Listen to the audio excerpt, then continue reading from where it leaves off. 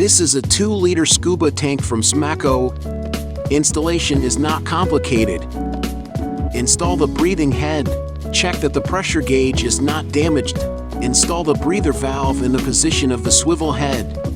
Find the right inflation port, and then just snap the other side on the big cylinder to inflate it. Find a dive buddy together. We can experience this scuba tank up.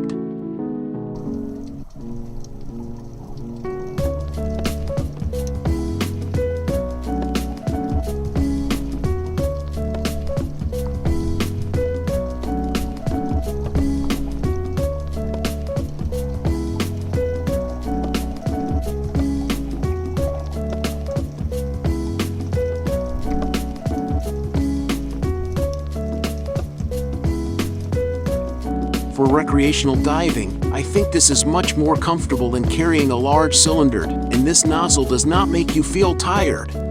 Very good experience.